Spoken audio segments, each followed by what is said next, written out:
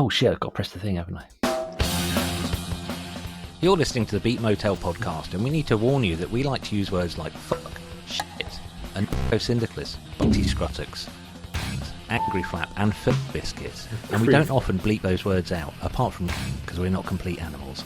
But if you understand that and you like music, then listen on. Fuck, fuck, fuck, fuck, fuck, fuck. I saw you laughing then. Was there a word that you hadn't caught before? Angry flap. Angry flap, yeah. Hey, you're with Beat Motel. I am Andrew Culture, and this is Dr. Royd Rage. You've put your name in the software as today. Yeah. You do look like a classic roid user. Is that what, roids? I don't know. We both like going to the gym, but neither of us are jacked up exactly. No, are we? I use steroids for my psoriasis. Steroid cream. It means that my my skin doesn't flake and it looks fairly normal around my elbows. So yeah, but I don't think it produces like the rage. The rage. That's just being the parent of a 4-year-old. Well, yeah, that'll do it. My daughter's been off school for the last 2 days. That's why I'm in the glamorous studio, Beat Motel Studio B, rather than Studio A. And she's having a lovely old time. I mean, she's not sleeping, and she's got a hacking cough. But this is a child who I was with her at Casualty when she was quite unwell many years ago. Rather than just for fun. Rather than just for freak spotting, which is a Saturday night at Casualty A&E. It absolutely was freak spotting, and she was really unwell. Actually, I'm not making fun of that, but part of the problem was she wouldn't tell the doctors what was wrong. They'd like, what's the matter? She's like, I'm fine. I'm fine. And like, you're pure white. Yeah, she was. Yeah. You know, me and her. I'm afraid she's got my genes. She's already about as white as it's possible to get. You know, we just stand in front of big sheets of paper and use them as camouflage. So, what are you like when you go to the gym? Are you one of the paraders? I thought of a good stand-up line yesterday that being a straight cisgender man, I've seen a lot of penises.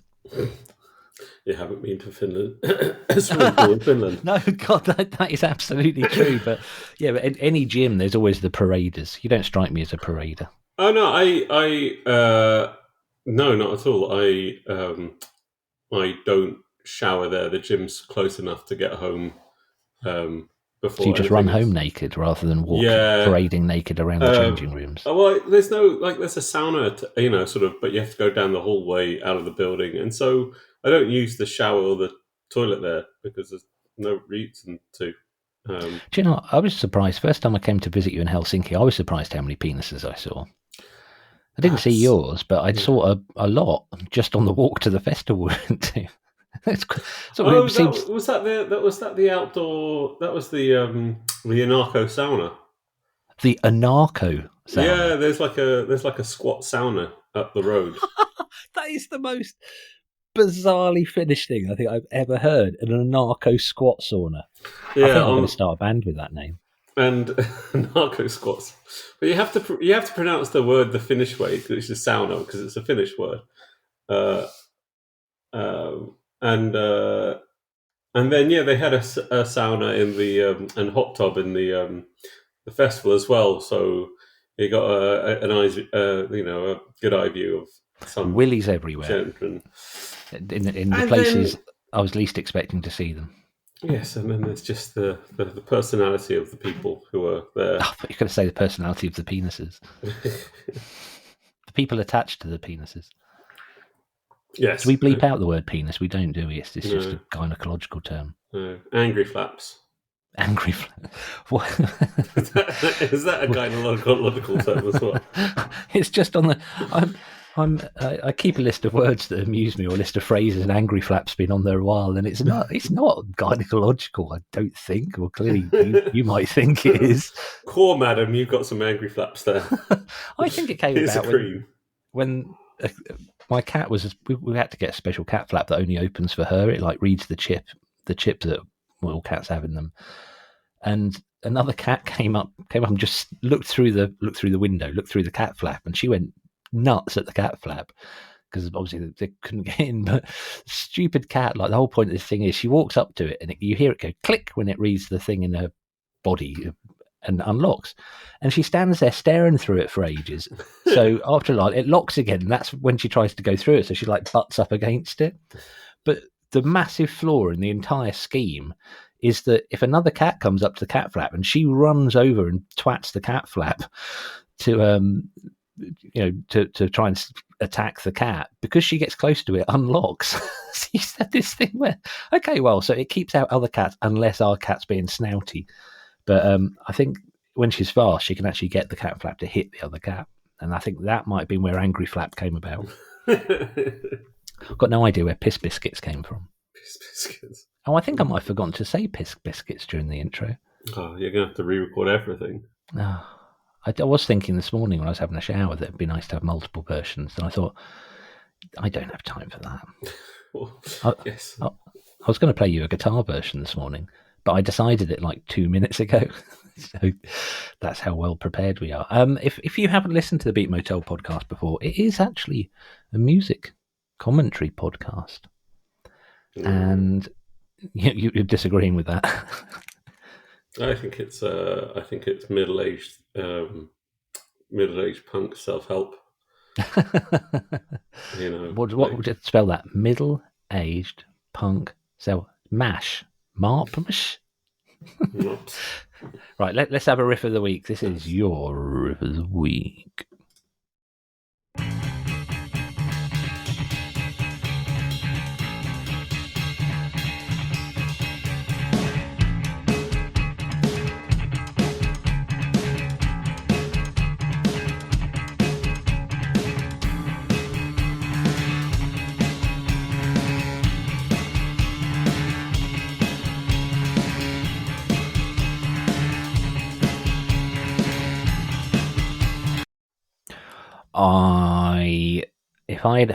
Who was that?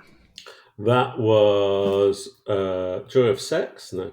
Joy of Fire with Thunderdome. And they are a New York jazzy punk band. There's a lot of that about. And I'm all for it. When that first started, that bass tone, I was like, oh my God, that's really trebly. What on earth's going to go with that and the drums? Because it's just all going to be in the same frequency. And then the woman walks in on the video with a baritone sax? Bloody great big thing. Yeah. Absolutely huge. She looks like we saw someone playing those things and shouting a lot at a gig in London once. But that really bassy thing, it's just, I love stuff like this. It's sort of subverting what you might expect to see. Well, to me, that's sort of like actually a classic-ish punk bass tone, because I was listening to,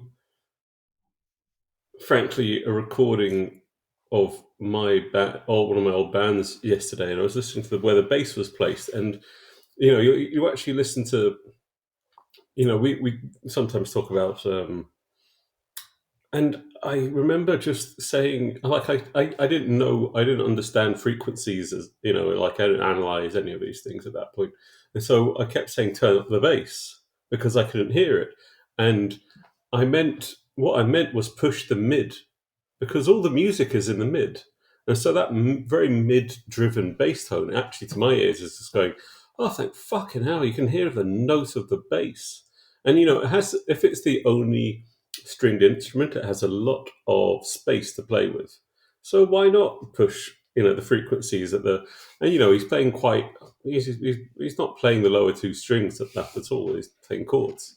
He's playing it much more like a baritone guitar in a way. That's how Wolfie played bass in The Stupid. I think it was The Stupid. He just had two strings. This predated presidency of the United States of America, because that bassist only uses two strings, but it fucks up your bass neck apparently. Oh yeah, because it will put it out of balance. But I don't know. I think this guy has more than two strings. They're quite. I have to say, I wanted to say this because of this band, was I discovered this band who their last album is a good album, and it's on the Bandcamps. But God bless the Tidal playlist people, because I just saw this thing saying jazz punk and I listened to it, and a lot of it was hit and miss. Not my thing. What other bands were on there? Mary Halverson and what's he called? I can't remember what other bands, but it wasn't really. It was very jazz heavy rather than punk heavy, shall we say?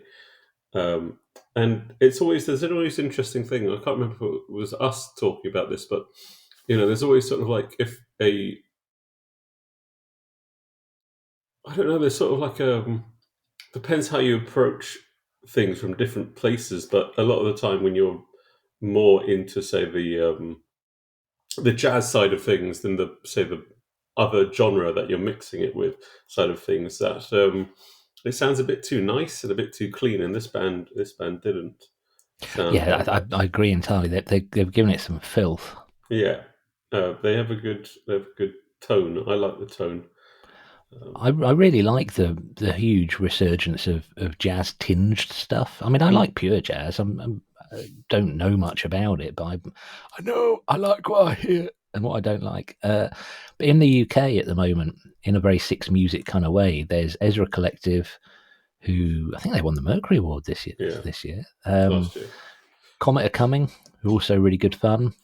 There is Imbibio Sound Machine, which do like a sort of an Afrobeat jazz thing. Really, it's a lot. I mean, the Giles Peterson show on Saturdays on Six Music.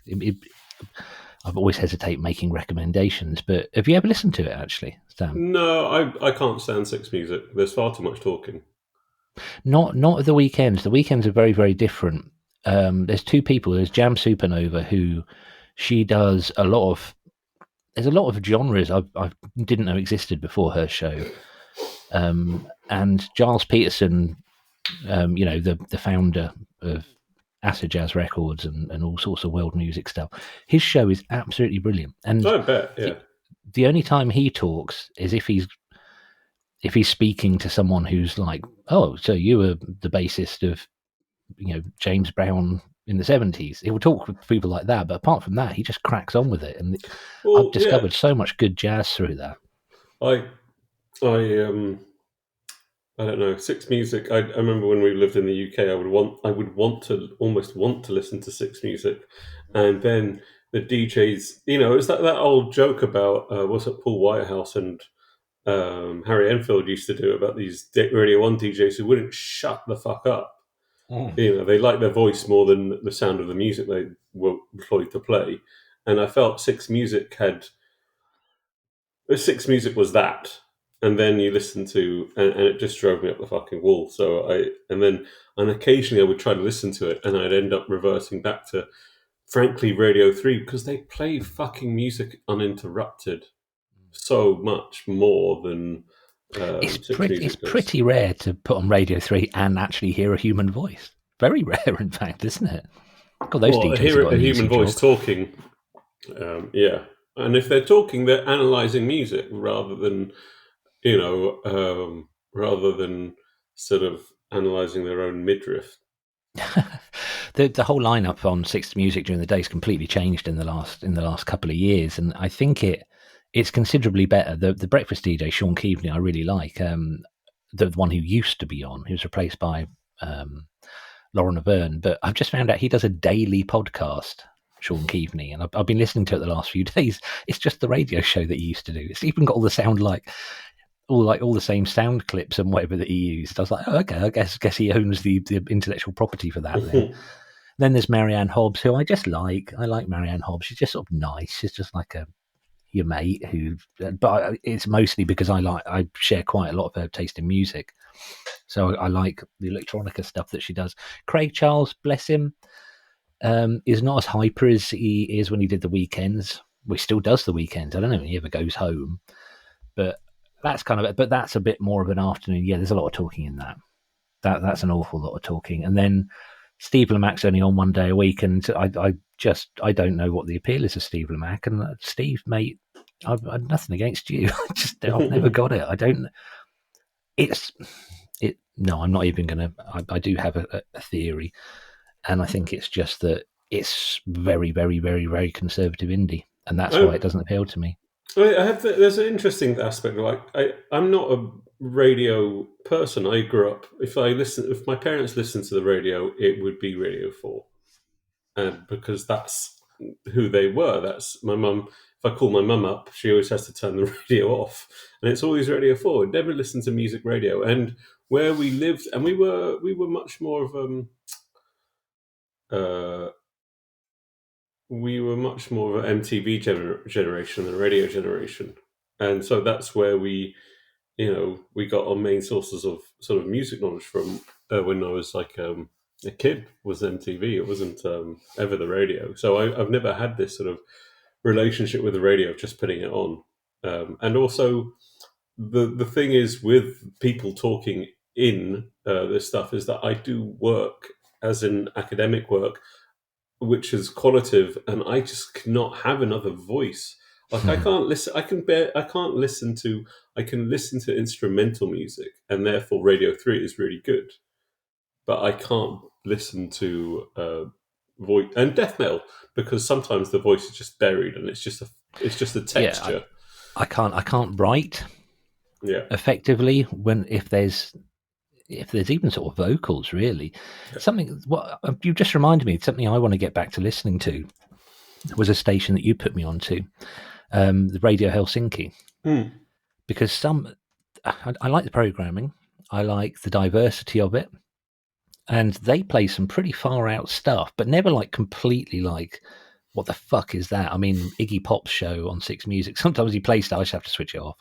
I was like, no, I can't, it's just too much. And if something's too left field for me, then I'm not the arbiter of what is and isn't good left field. But if it's so wild that I can't tolerate it, then I know my family sure as hell isn't going to tolerate it. But there is talking on Radio Helsinki and adverts, but I don't know what the hell they're saying. I want to start listening to it again, but I got to know some of the adverts really, really well, to the point I'd walk around saying parts of the adverts to myself, like you might sort of, if you're on your own, how you might sing a part of a song. I'm trying to remember what song they were, like doo-doo, doo-doo. Anyway, it doesn't matter. What is that? No, I'm just wandering off into the dark back passages of my brain there. I ought to play my riff of the week. But listeners, I recommend Radio Helsinki. It's a really, really good station. Right, here's a riff. Man, you little boys just really wouldn't understand. Sunday roast, choking down some gammon. All these rules, things he can't say, he just can't understand them. Misses the days when he could count on Clarkson, May and Hammond.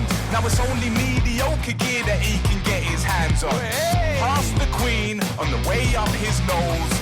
Dearest old Elizabeth, may God save her soul. Said the fabric of this country consists of silk and... That was Bob Villain, which I think is a fantastic band name. It was really hard to pick the right point of that, because it starts with that riff, which I think is a decent riff.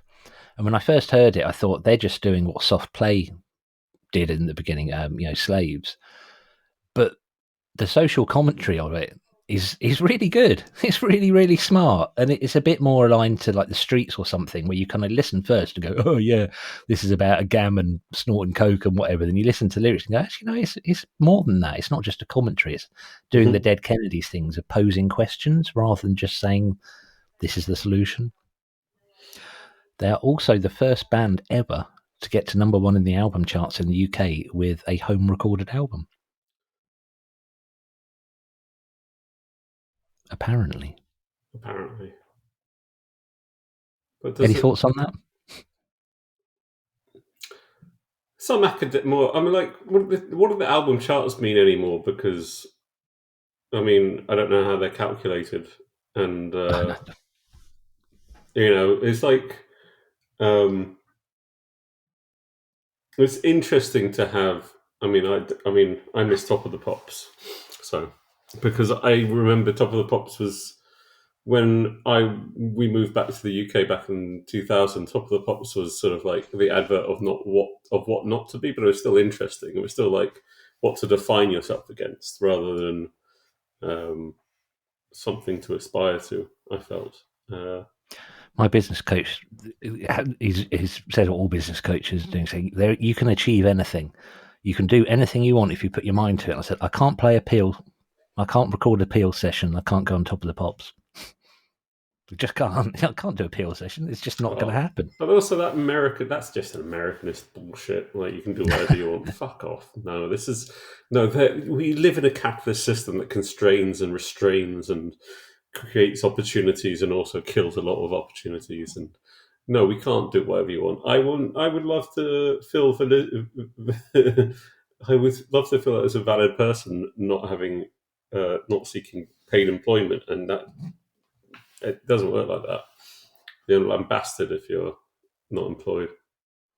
Society. Yeah, well, I know a bunch of people who don't work. It's an annoying thing that your job is seen so much a part of who you are, and it's a part of who I am. But some of my favourite people I work with are proper anarcho, in a way that sort of say, well, why do you work? It's because I like using my brain. I like this shit. That's basically why I do it. I couldn't just sit around doing nothing. And we ought to talk about music, really, shouldn't we? You're on a tangent today. I am on a tangent. Do you know why? It's because I'm off work today. I got a day off. You're not concentrating. So I still did my emails, and I basically just had a lie-in, and I've got to go and see a client after this. So it's nice. I've failed pretty badly at having a day off. But we have a theme. Now, I've written the theme down as irrelevant intros. Would you agree that's this week's theme? Yeah, it was sort of the first idea was, the best intros, and you go, I mean, how do you pick 4 best intros from even some very good albums? It's impossible. So it became intros that sort of stick out and don't make much sense. So my thinking with this is I've disregarded anything that's just samples, because like in hip hop especially, there is just a ton of stuff that is just irrelevant. Like the first Wu-Tang album, I fucking hate the talking between the tracks on the Wu-Tang album, 36 Chambers. Yeah, it annoys the hell out of me. I don't know why it's there. I know it's like a 90s skit thing that hip hop, that was happening in hip hop, but it's just shit. I just don't like it. I know where you're coming from, and also like I disregarded intros that were just intros. So Metallica had a great line of intros that were like introductions to albums, and they're classical guitar playing and stuff like that, and it's like very good and well done. But I just sort of disregarded that sort of side of things. Although And Justice for All, the track itself, had a very good intro, but it's very hard to pick out. It's very hard to pick out that it's more like a movement than an intro. The first movement of a 9-minute or 7-minute song, however long it is, and it was. But so I went for much more. I don't know. I went for songs. I ended up going for songs that were sort of that seemed like a bit glued together. Yeah, there's loads of stuff that I immediately turned to the world of black metal. Then I just thought, no, that's just it's almost a cliche, the way, symphonic bit, heavy bit, but that's just the genre. And then there's the whole of Abbey Road by the Beatles, or most of it, and Sgt. Pepper, where it's the chopped together thing. But no, I want to take a different angle. So let's have your first track, and then I love it when you choose this band. I'm always pleased to see this band on your list.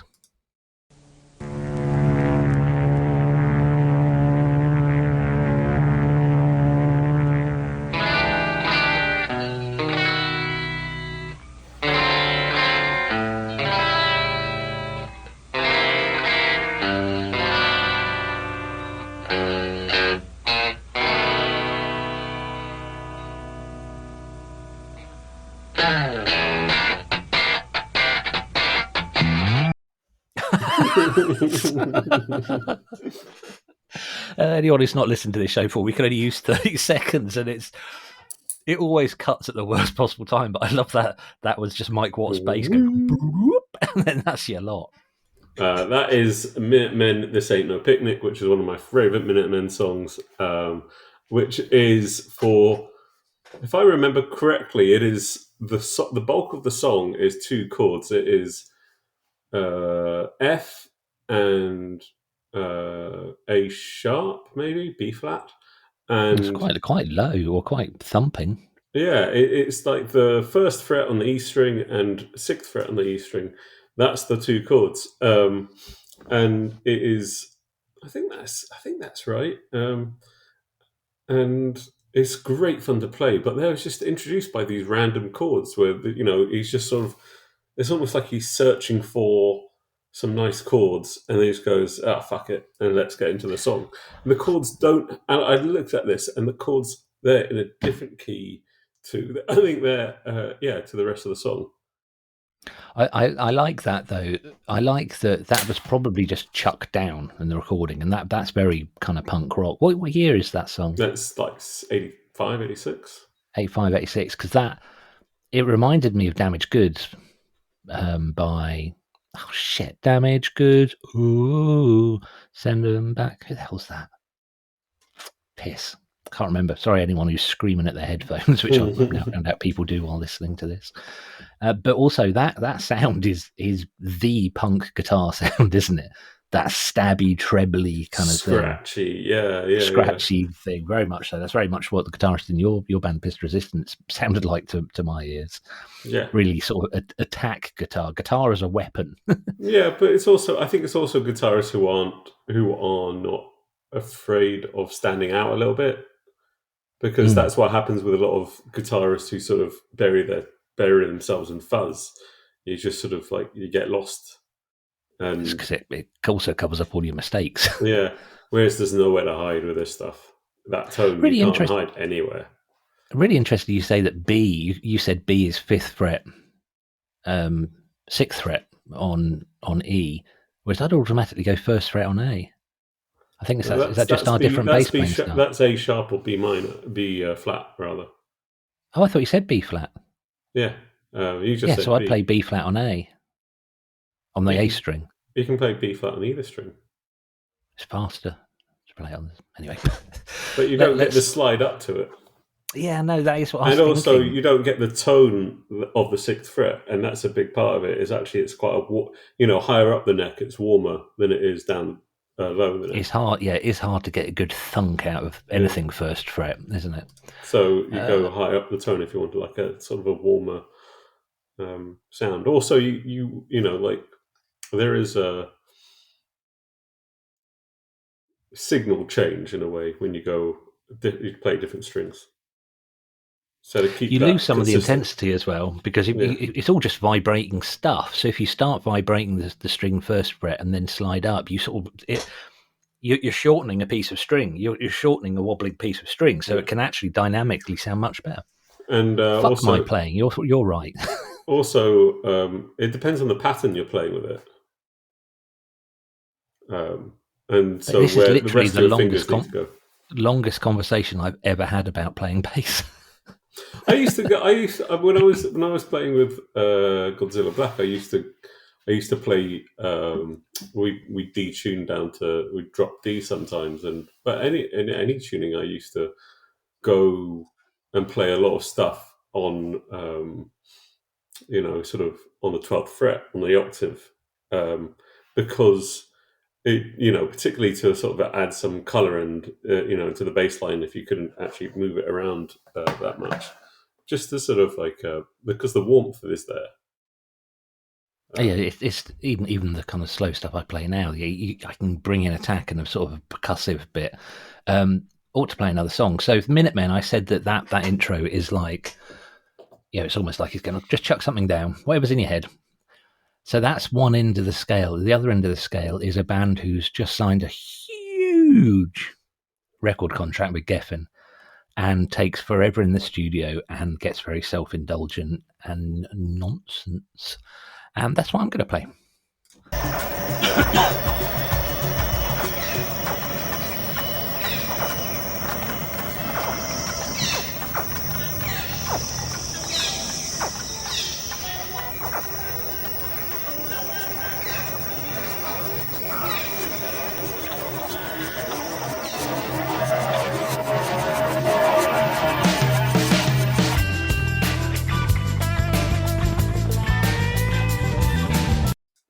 Lovely bit of bass playing there, actually, I was going to say.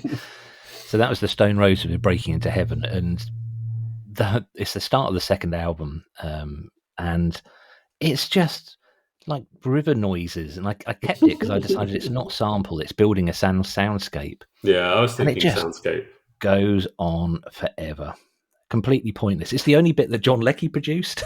they got John Leckie produced their first album, and he's one of my favourites. He really made his name in sort of late 80s, early 90s production. And after about 4 months in the studio, the only bit they'd done is that intro, and he basically told them to go fuck themselves and walked out. They had to get a different producer. I quite like the build up of the feedback in guitar though, but then the song comes in and it's just like this weird pub blues band. Yeah, it was like a bit smarmy. Smarmy. Yeah, It is absolutely smarmy. Lovely bass playing though. I'd never really concentrated on that before. Bit busy. Oh, that's fine. But it is that smarmy end of bass playing. Yeah, very much so.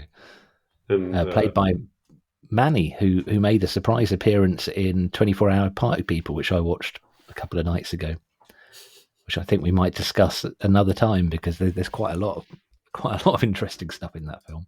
I've never seen it before. Should we go for your next song, or do you want to talk for ages about the Stone Roses? No, I think we've talked quite a lot about the Stone Roses. Fair enough, frankly. I've never listened to them. It's a bit like they're they're sort of like a band I'll just never get. Well, they're also a band I never listened to. It's weird. They were such a big thing for me as a teenager, but ever since I've been sort of questioning myself. It'd be like if you grew up obsessed with Guns N' Roses, and in your 40s you're still going, "Why did I like them so much?" But why would you ask yourself? Guns N' Roses are fucking brilliant. I didn't deliberately choose that to trigger you. I genuinely can't think of any band that you loved as a teenager that you wouldn't listen to now. Ugly Kid Joe? No, I went to see them when they started getting back together and playing gigs in London. I dragged a friend along. I loved Ugly Kid Joe, and I still think their first album is fucking brilliant. And I think there's a lot of like the new metal stuff. I don't listen to ska punk anymore. I can't really stomach it anymore. I loved it as a teenager, but yeah, it's just not really on the radar anymore. And I can't abide any new ska punk.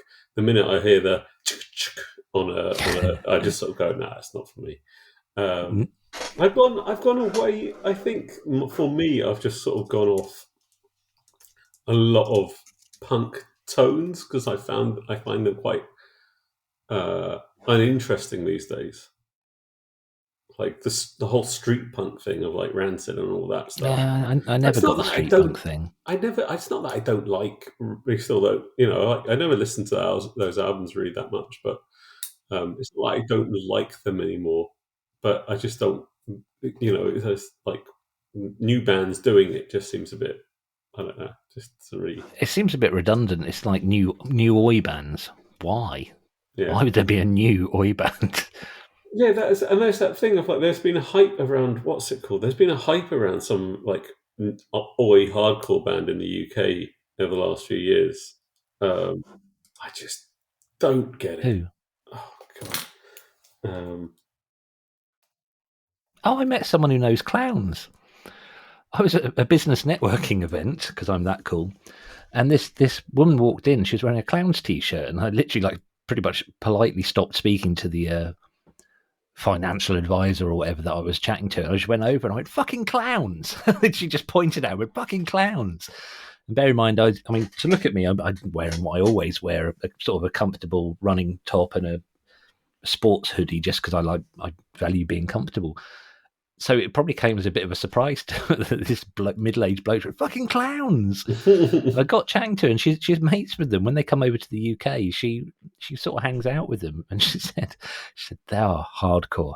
She said she's not met anyone else who can drink as much as clowns do, out of anyone.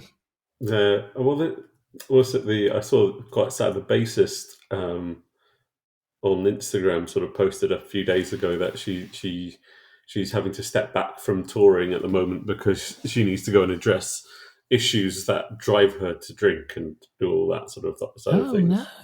Yeah, and there's there's the other side of all this sort of like, I mean, that's the weird thing about like Australian punk at the moment is that there's this.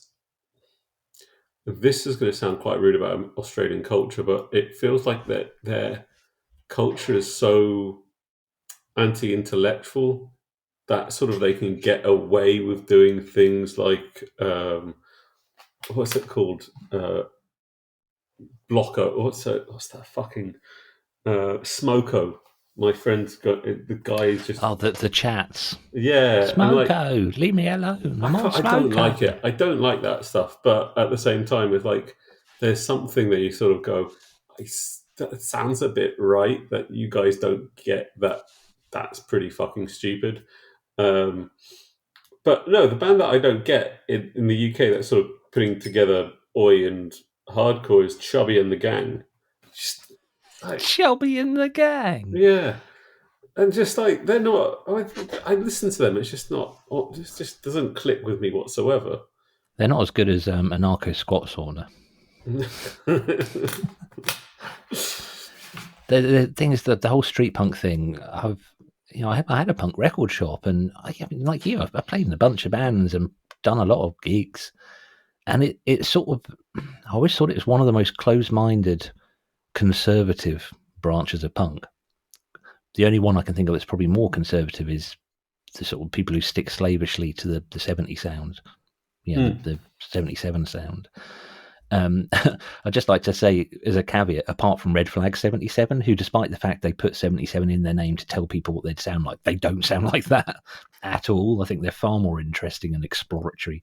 But I mean, that's the thing of like this, this is this punk rock sound, and it's like, and you go, well, actually, as far as I understood, punk rock was this sort of weird, the original punk rock scene was this weird amalgamation of art students and working class kids and Malcolm and some really sort of quite questionable managers, and who had Bernie Rhodes and Malcolm McLaren particularly, and you have these really weird like bands that come out of it, and it's not this stuff that becomes eventually becomes hard, sort of oi music at all. That's not, as far as I can understand, that's sort of like a reinterpreting history, or sort of erasing history. And in that erasing of history, you're erasing things like the Slits, who were one of the first bands on the scene, who produced one of the weirdest albums to come out of, and one of the best albums to come out of that punk scene. I think they Slits especially still stand up because they were. I'm saying you've got to be clever to make that kind of music, but they were doing the thing of asking questions, not just moaning. I really like that. I've been meaning to read. I can't remember her name, but the singer wrote a book that was really, really well reviewed and well received. I haven't read it. It's a really good. It had a really good title, and I can't remember what it was. This really disgusting description of Johnny Rotten's penis, unwashed penis in it. Really? Yeah. What's it called? Because it's bothering me because I want to read it. And we have very few facts. Boys. Oh, was it? Yeah, Boys. I think by Sabrina. No, that's not right. Clothes. Music. Boys by Viv Albertine. Of course it was. Yeah. See, we record these in the morning. My brain's not really warmed up yet. I'm like a turtle that has to sit in the sun, but we haven't had any sun for a while, so my brain hasn't warmed up. Who? Right, let's play your next choice.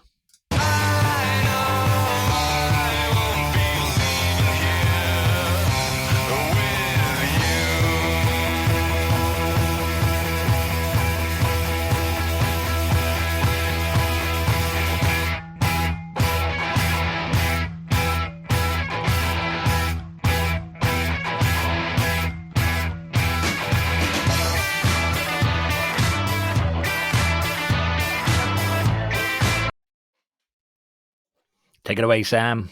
Franz and the Ferdinands with "Take Me Out," their uber massive hit, at least in the UK. And I really didn't like that sort of post-punk indie scene that was big in the sort of the early 2000s. But fuck it, I have a weak spot for Franz Ferdinand, particularly after they did the album with the split, the Spark Brothers. Oh, did they? Yeah, called FFS. Of course, yeah, nice. I do. Yeah, I absolutely do know what you're on about. I think they could write a fucking tune, but they're also a bit weirder than a lot of bands. And this song is one sort of like indie track that is just sort of a bit going nowhere, and then 40 seconds in, they just go, "Oh, we're just going to sort of slow down and get into a disco beat, sort of a hard post-punk disco beat, and we're just going to do a disco song."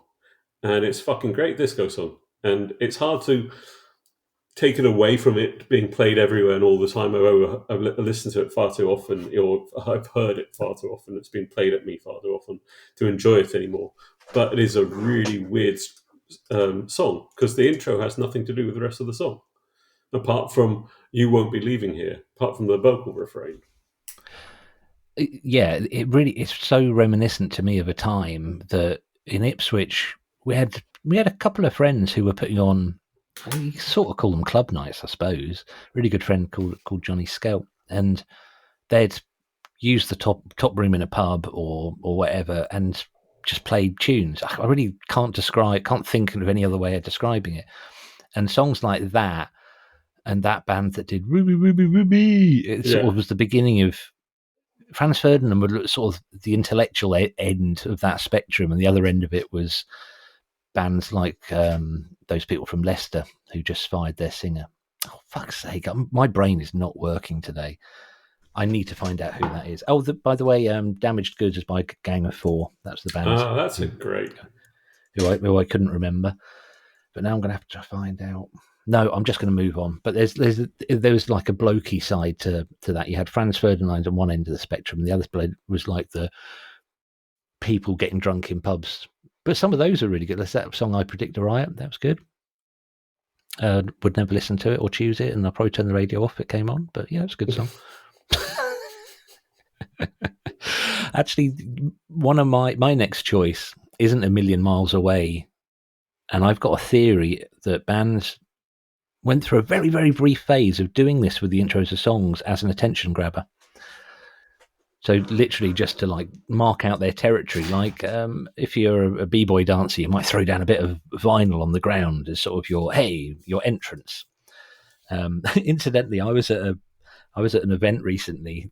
There's only about 10 or 15 people in the room, and the guy running the event stopped and he said, "I need to introduce somebody." And he called in this guy called Stephen Bartlett, and this guy came in and everyone sort of went to applaud and looked at this guy, and we all looked at each other and we didn't know who he was.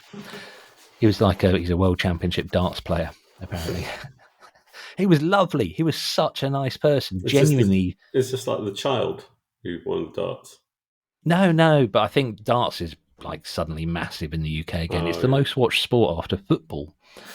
And he was wonderful. He was talking about, how struggles with mental health and coping strategies and developing a positive mindset. Really, really good. But I just felt bad when he sort of came in and we all just went, "Huh? Who are you?" He was wonderful, though. Thoroughly recommend him. I don't know why I'm recommending him. Sam, I recommend a darts player. Oh. If you need a darts player about the house, get Stephen Bartlett. I'll ask. Okay. Make inquiries.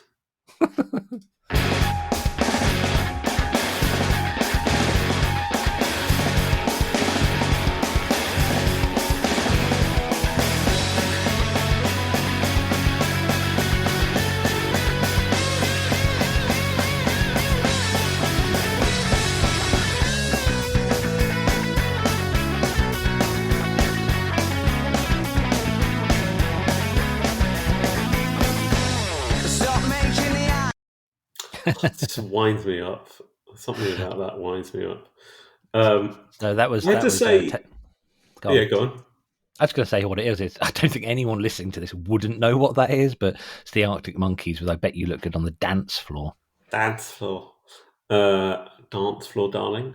There's the production of both Franz and Ferdinand, Franz the Ferdinands, and the Arctic and the Monkeys, or the Monkeys in the Arctic. Monkeys in the Arctic would be a better name. Arctic Monkeys.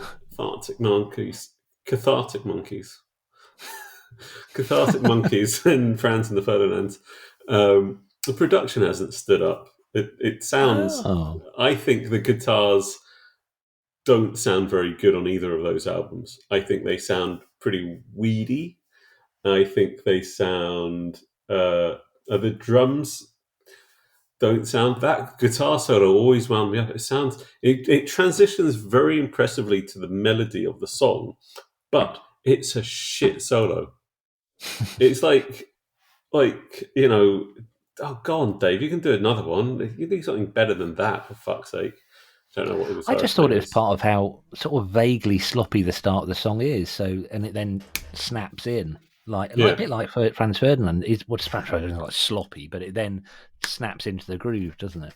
Well, but they do I think they do I guess what you say, you're right, that they do a sort of similar trick in a way. It's a variation on the theme of sort of like, here's one tempo, and then we're going to just sort of, whereas Arctic Monkeys go very bang, Franz Ferdinand sort of, it's a bit more sort of gradual, sort of planned out, sort of, oh no, we're going to sort of threaten something a little bit. But yeah, I never got on board with the Arctics at all. I sort of run hot and cold. They're one of those bands who I like what they've become in the way they go about things, but I'm not a huge fan of the music.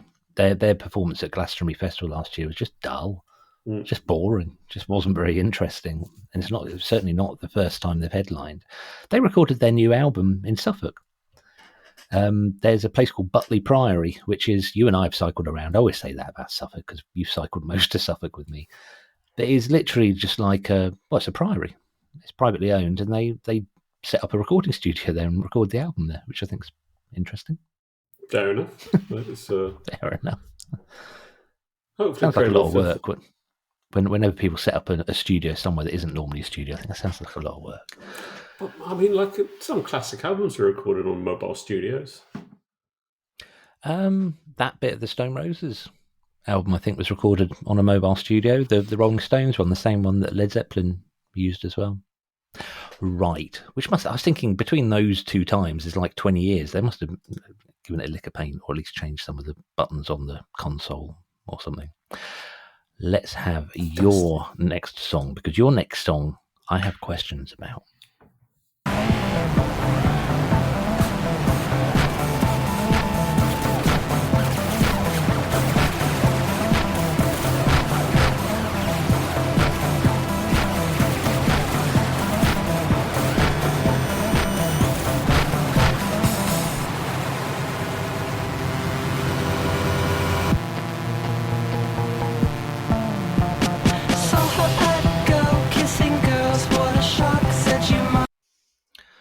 Who were that? That was the Of Montreal with Bunny Out No Kind of Rider. And it's one of the weirdest producers. The production is fucking odd. And they are Canadian, I'd say sort of like fey indie pop band. And they've released... I mean, they're ridiculous. They're one of those bands that have, basically should stop putting out as much and actually start thinking about quality control. But they've released... That was from the album Hissing Fauna, Are You the Destroyer? And that was 2007, and they've released 19 albums since 1997. 19 albums since 1997. And if they didn't release an album that year, they released an EP. That's busy. This goes back to one of the first things we ever talked about. Just slow down. Have quality control. Yeah, and but at the same time, Hissing Fauna Are You the Destroyer is a masterpiece of an album. Oh, okay. I love it. Cool. I absolutely love it. They're one of the few bands, like pop bands, that when I was introduced to them by my friend Lawrence, I just sort of put it on and went, yeah, I'm sold. I don't know, something about it. I think there's something. It's an album. They've gone through a lot of different sort of sonic approaches. They started out as an indie band, and then they sort of went a bit more disco, dancey, electronica. At the moment, I think they're in sort of like an electronica world. And it's mostly these days. I think it's more or less a solo project by a chap called Kevin Barnes, who is the singer. And It's an unusual amount of information for this podcast. Carry on. I started listening. I listened to Hissing Fauna, Are You the Destroyer? Back, it's a really strange album lyrically. It's basically detailing his mental struggles at the time they recorded it, and it's sort of the lyrics in a way are just sort of they have an unguarded quality about them. They have like a stream of consciousness about them. Like they're not very edited, and they just sort of are. I probably didn't have time if you're going to put out 19 albums. Yeah. Now, there's this really surprised me when I saw it on your list. So that this came out in 2015, and I'm going to look up the album because I'm just curious about it for lots of different reasons. But the one thing 2007, this one was. Oh, was it? Yeah. Okay. So this song is called "Bunny Ain't No Kind of Rider." Yeah. And let me get my facts straight. In 2021, Caroline Polachek, American singer, released a song called "Bunny Is a Rider." So this is, we say 2007, Bunny Ain't No Kind of Rider. And then Caroline Polachek, she's the person who did the song that most both making us laugh a few episodes ago, the one with the swans attacking her that she sampled. Yeah. Dang. So it's her, and she is always interesting. God, her new single that they're playing on radio at the moment is fucking brilliant. The new single it starts with like a heart monitor, beep, beep, and then everything else that comes into it. I just think she's fascinating. I like her voice. I like the way she approaches music. I think she's a lot of fun, as well as being kind of a good kind of experimental, not the sort of the introspective disappear up your own arse kind of experimental. Actually, like, no, let's try and make something really, really good. Let's not just experiment for the sake of it being experimental, which is what I do in my music. So Bunny Is a Rider. Now, nobody can confirm if the two songs are linked, but fucking hell, Bunny Ain't No Kind of Rider and Bunny Is a Rider. They knew each other and they were hanging out in the same scene, but there's quite a few years between the two songs. Yes, and I don't know if there's any relationship between the artists, but this was sort of the biggest, as far as I understood, this is the biggest of Montreal. Well, maybe it's not the biggest of Montreal album, but it's sort of the album that brought them to a bigger consciousness, as far as I understood. And the lyrics, the whole song feels a bit, sort of glued together, but it's got this. What they do is these sort of like very artistic, disco-based, indie disco sort of based sort of pop songs, but there's like a real sort of art to it, and there's always an amazing chorus, or frequently there's a really, really good chorus, but with weird lyrics. So the lyrics to the chorus of this one is either, "I'm sorry, but you will never have me. To me, you're just some faggy girl, and I need a lover with soul power. You ain't got no soul." It's like, you ain't got no soul power. It was just like, and I when I looked that up, there was a load of people on Reddit going, "Shit, this isn't homophobic, is it?" And it's like, it's really not. It's a recording of a conversation, maybe a conversation that's going on in his head, or something he's overheard. But I don't know. I just sort of went, this like fear of artistic expression using language that you don't necessarily approve of just sort of annoyed me a bit. No, I know where you're coming from. I'm going to go listen to that album because there's enough mystique and stuff around it, and the connection with Caroline Polachek. She did tweet the track before that is also 11 minutes long, has one riff in it, but they vary it enough. I think it's got one riff in it. They vary it enough to sort of actually keep it interesting. Yeah, just remind something that you said about good choruses. Choruses are often overlooked in sort of experimental electronic music, and I think they're pretty important. I think actually one of the geniuses of David Bowie was that he, underneath all the experimentation, the songs are solid. You can take away solid. They're solid to the point that if you things. I think they're solid to the point that if you have to listen quite closely to even stuff like Heroes to realise how much experimental stuff's in there, because the song's so strong, and it's such a well-crafted production that you kind of. It took me ages. Everyone knows Heroes. It took me ages to realise that Robert Fripp's doing some weird shit in that, like really odd guitar playing, really strange, but it doesn't. Nothing stands out louder than anything else. David Bowie's bassist, long-running bassist. I can't remember her name, but she was on the radio the other day, and she's an interesting person as well. Really cool. But we are running late, and I generally say that around the 55-minute mark. So I've chosen a song for my next one that they always skip the intro when this was in the hit parade. So when I looked it up to listen to it outside of the context of the radio, I chose to listen to it. I did not recognise it at all.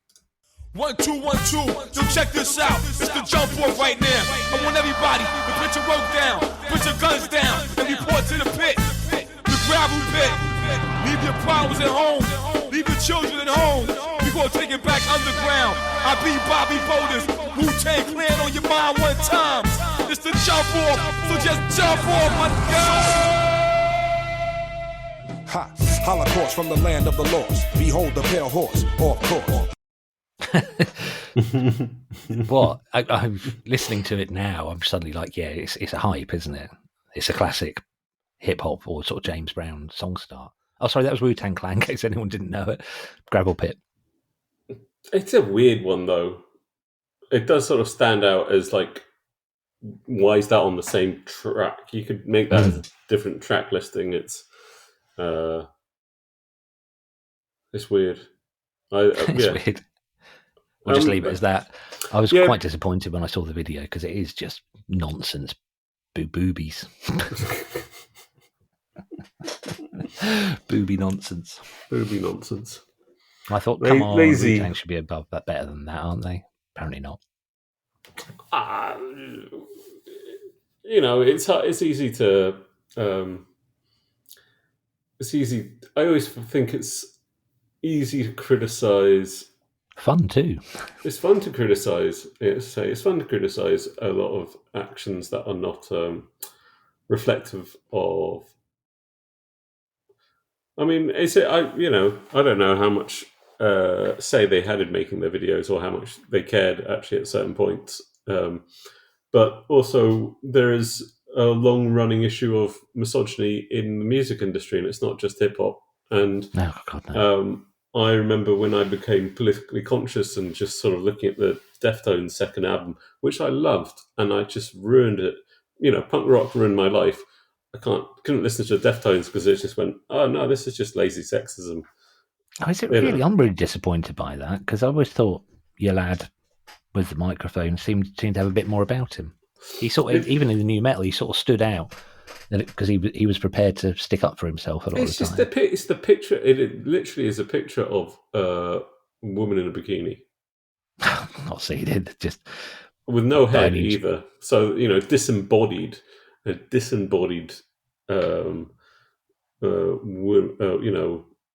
just female body in a bikini. Why do you need that if you're not subjugating, women? I don't want to get into it, but it's the same thing when Mastodon made the video with Booby Nonsense, and they were like, "Oh no, we weren't doing it to be misogynist. We're doing it to highlight it." Like, that's just a shit way of doing it. A shit way of making the point, isn't it? Right, let's move on to your last choice. It's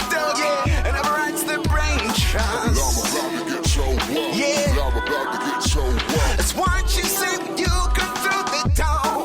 Some like that shoot the unheard and get a company of the blood nerve. Then maybe you can access the 1/3 of your mind. Some like that. Recipes for a white meat beach. I characters on my great meat teeth. So I stay a skywrite deep links. To show you to the red light and we away. Who's that, Sam? That's Bus Driver with Bliss Point from the album Perfect Hair from the 2014s. And I've listened to like 3 of his albums, but Perfect Hair, which was released on Big Dada, which is a weird one, which is a British independent label, mostly associated with Roots Maneuver. And it's an incredible album. It is a rap art masterpiece in my books, and that doesn't count for anything. But I fucking love it. And he does these really weird things where he raps over saxophone. He raps to a saxophone solo. It sounded when it first started. I was like, okay, well, everything I love about hip hop is the flow. And that's incredibly awkward. But when it then sort of reveals itself, it's brilliant. Yeah, the rapping to the sax is wonderful. And I was sort of thinking with that one, could it be that it's showing a contrast? So when it starts, it's so awkward, and it's quite a difficult listen. Emma from the kitchen, when I was clipping this, she's like, "This Sam's choice." I'm like, but when it then slides into the flow, I see that as a similar vehicle to the Franz Ferdinand and Tharctic Monkeys that we had earlier. It's sort of like tight aggressive, and then all just opens out, and yet more hip hop that I've never heard of, Sam. So this is that was like a 3.5 minute track. That's a minute. That was a minute and 10 into it. So it's about the halfway mark. So the song is gone. The song is going. And he doesn't actually change the melody of the track that much, but he never brings the beat back. And he just it just goes off in its own direction, and it is sort of like 2 songs plastered together but it works really well. It really sort of takes you on a journey with it. I might as well just leave it as read that I'm going to go and look up a lot more of, whenever you bring music like this to the list. Other podcasts do like, hey, check our Spotify playlist. But, oh man, I've been learning so much more about Spotify recently that's so on shit. Right. Share with us. It's the way this all started. There's a guy called Ben Jordan who's an artist. He makes music as the flashbulb. And you've seen his videos before. He did one about vinyl. And you pointed out that he tends to be quite subjective, and he used the phrase, he was intertwining the phrase fact and opinion. Mm-hmm. But he's made loads of videos about how sketchy Spotify is, and all his music got removed from all the streaming services. And it's back now, but this man has, he has something insane like 1.5 billion streams a year. He makes money to buy food and stuff. And he looked into it, and he was trying to explain what the weird relationship is between the artist and Spotify and other streaming services. But he sort of just picks on Spotify. And what happened? It's so strange because we have to go through intermediaries. So my music goes through DistroKid, although I'm thinking of just pulling my music off streaming services. It's just bizarre and pointless. But what happened with DistroKid and Spotify is that when they founded, they gave shares to all the major labels. They didn't take investment; they gave shares to the labels, and that put the labels in a position where we were back to the late 60s, early 70s, where a small group of labels were basically controlling a large part of the music scene, or the streaming part of the music scene, and that doesn't sit well with me. But the whole challenge is, right, so I have to pay this intermediary, DistroKid, to put my music on Spotify and Tidal and whatever. And I mean, I'm not a popular artist in any way at all, so I never look at my stats. But after watching this Ben Jordan video, I thought, oh, I'll go and have a look, and I'll just be as depressed as ever when I see that 3 people have listened to one of my songs in the last 6 months. And I'm, just literally haven't looked. I looked, and I've had over 500,000 streams. I'm like, what? 500,000 streams on Spotify, 500,000. And I'm like, at first, like, I've got this like knot in my stomach of like, shit. Well, oh my God, I've been wanting people to hear my music, obviously, since I was a kid. Wow, oh my God. Turns out to be your mum. Pardon? Turns out to be my your mum. Yeah. So I started trying to dig into it, and even though you have to go through an intermediary, if you want to know which of your songs have been listened to on Spotify, you have to sign up for something called Spotify for Artists. I cannot find any information to back up that claim that I've had 500,000 streams. Nothing. Absolutely nothing. I want to know which songs. I want to know. Who wouldn't? If you've been putting out as much music as I have, you want to know what's successful. And Dystopian, that's Marin Skell, that's my solo stuff. Dystopian Sound Collective, the band I did for a while, has 40,000-50,000 streams. And I'm like, again, what? It can't. If it was just the solo stuff that had a lot more streams than I was expecting, I'd be like, well, what the fuck? It's a glitch. I still think it's a glitch. It can't possibly be true. It's like me passing my GCSE maths. There is no way I passed that, but I got a B, so it was a glitch. So what's really odd is that the 40,000 or 50,000 or whatever streams for Dystopian Sound Collective has made me £21, roughly. And the 500,000 streams for Marin Skell has made me, I think, £14. I'm like, how? What? I mean, I didn't give a shit. I knew the music, the money's shit. But, while I'm paying 40, 50 quid, I can't remember how much I actually pay to get these things on the streaming service. And I just thought, why am I paying? Why? It's costing me money to put things out there. And I always just assumed that's fine. I do it because I want people to hear my music. Then I thought, no, they're relying on a lot of people to do that. And Spotify used to own a large proportion of the shares of DistroKid. So they've set up a system that favors major labels and puts them ahead of everything else when it comes to setting up playlists and whatever, the way music's discovered. And they're also making money from artists to put stuff up there. I just thought it's just such a clusterfuck that I want no part of it. And I've not fully decided, but I can't have had 500,000 streams. I know, have faith in yourself and all that, but have you heard my music? It's not exactly broad appeal. So that's my little rant on Spot. Yeah, but not really a rant. Just sort of what I'll send you the link afterwards, and I'll put it in the show notes as well, because it's an interesting watch. It's not entirely subjective. Objective. But anyway, nothing's objective. We ought to have my last choice. Doesn't exist. First of all, do you know who this is? I'm pretty sure it's Sepultura. Oh, for fuck's sake! I can never catch you out. Apart from not a fucking Sepultura. First of all, the only time I think I've caught you out is when I played New Queens of the Stone Age single, and you thought it was a British band. It's not Sepultura, but I'll explain in a minute. Soulfly.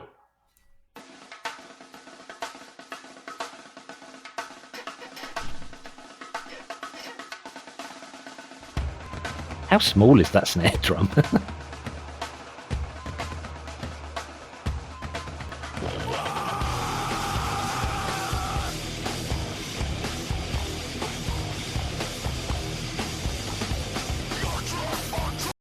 I really need to listen to more Soulfly and Sepultura, because every time I hear them, I'm like, yes! Well, I'd say the last few albums of Soulfly have been good. And sometimes I think Max Calavera is possibly the greatest extreme metal singer-songwriter, because his consistency since the mid-80s to now is ridiculous.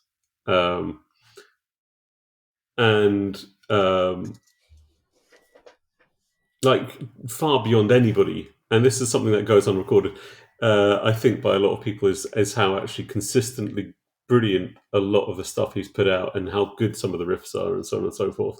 And it's like his Sepultura stuff is on a pedestal, quite rightly. And the first Soulfly album is an album I love dearly. And I think he went off boil for like 3 or 4 albums, but then he's been putting out good albums of Soulfly for over 10 years now. And then he's done stuff with, he did Nail Bomb. You might like Nail Bomb, which is his industrial project with... Oh, really? With a guy from Fudge Tunnel. What's it called? Fudge Tunnel. Touring now with Angry Alex Slaps. Newport from Fudge Tunnel. And then he's also got, like, I don't know, it's just like he's an incredibly consistent musician. But the first Soulfly album is by far the best one. And then, or the one that has made the biggest mark on me. But it blurs in my head as well between that and Roots, which is the last Sepultura album with Max Cavalera on it. I've just got to say, for the interest of transparency, I got that suggestion from a friend, a guy called Dell, and I got it because I was really stuck to find a fourth song that I thought really encapsulated the irrelevant intro thing, and I feel a bit bad because Soulfly's, when Max kind of his part, his world, I don't want to say his ethnicity, where he grew up. I'm guessing that bit on the beginning is something connected to that. Well, no, maybe. He's, as far as I understand, he's Italian descent, but grew up in. He was Italian parents, but they lived in Brazil, so he's Brazilian. But at some point in the mid-90s, they got more and more interested in, sort of, for lack of a better term, sort of. Indigenous Brazilian music.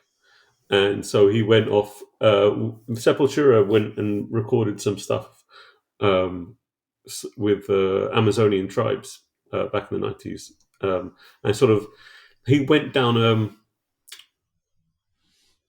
the Soulfly first 3 albums is sort of like a combination of nu metal, root Sepultura, whatever you want to call that, groove metal, and what they were sort of bringing in at the time, which is sort of a bit world music-y. And it's a bit world music-y into metal. Let's not forget bringing world music into extreme metal. Yeah, and like I remember subsequent albums, they put on things like they have like dub bass intros and stuff like this, and they have a load of sort of outros, but they're never incorporated quite into the song. They're always sort of like a moment before the song or a moment after the song. I like that. That's a really interesting way to do it. That's cool, because it's just like little tinkering around with other bits and just going, look, we quite like the sound of this bit, but it's probably not that they don't know what to do with it. On a metal album, you might be able to have the last song as something that's completely different. But if you sort of had that as a thread in the main songs, it would be an odd thing. It would be strange. So having little amuse-bouche, sonic amuse-bouche, I really like that. That's cool. Well, yeah, I mean, you're right. There's a lot of extreme metal. A lot of metal doesn't really add a lot of textures beyond the guitars, bass, and drums. And actually, it's quite and occasional symphonic elements and stuff. It's nice to hear something else going on in the music. It gives your ears a bit of a different breathing space than just silent, 2-second silences or second silence between songs.